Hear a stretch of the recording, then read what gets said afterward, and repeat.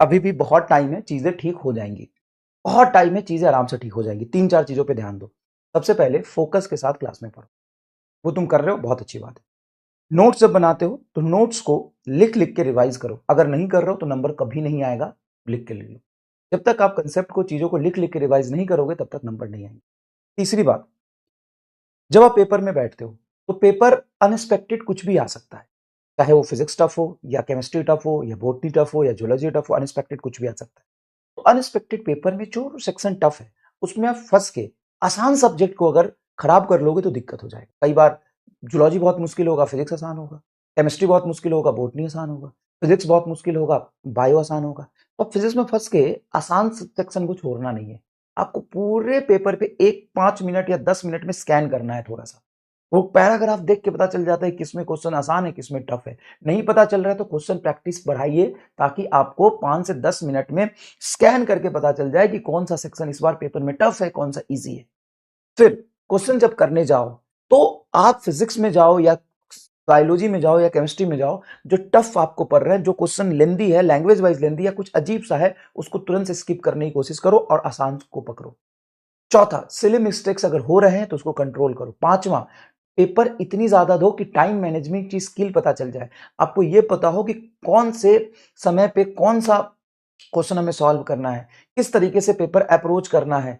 आप एक पेपर दोगे, टाइम मैनेज नहीं होगा, 2 पेपर दोगे, टाइम मैनेज नहीं होगा, 3 पेपर दोगे, टाइम मैनेज नहीं होगा। जब आप 5-10 पेपर दोगे तब तो टाइम मैनेज करना सीख जाओगे।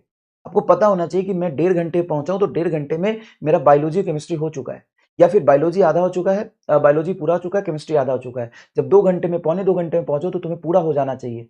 तो इन सब चीजों की प्रैक्टिस करो। पहला, कंसेप्ट को बहुत ध्यान से पढ़ो। दूसरा, लिख लिख के रिवाइज करो।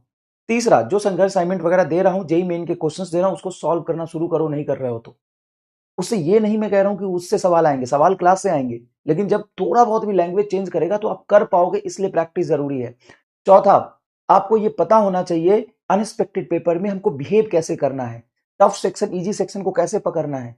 अगर आप इजी सेक्शन में भी गए हो लेकिन 2-3 क्वेश्चन लेंदी है तो उसको छोड़ना कैसे है, स्किप करना सीखो।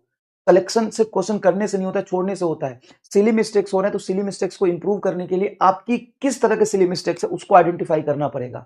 टाइम मैनेज नहीं हो रहा तो 4-5 पेपर देके टाइम मैनेजमेंट की स्किल को डेवलप करिए।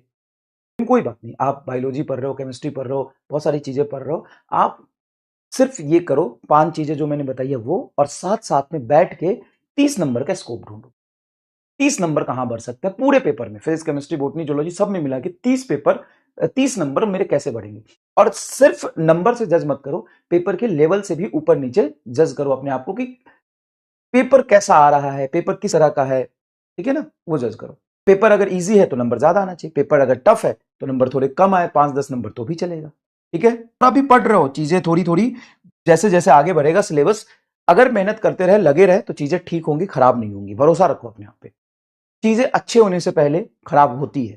चीजें बहुत अच्छा हो जाए, आपके नंबर अचानक से मतलब बढ़ने लगे, उससे पहले नंबर पहले घटेंगे। क्यों घटेंगे? क्योंकि अभी 11 पूरा हो गया, 12 चल रहा है, सिलेबस ज्यादा है, सब चीजों को मैनेज करना है। लेकिन एक बार जब करते चले जाओगे ना, पर्टिकुलर चैप्टर के जब 1-1 2-2 टेस्ट देते चले जाओगे ना, तो फिर नंबर बढ़ने शुरू होंगे। ठीक है।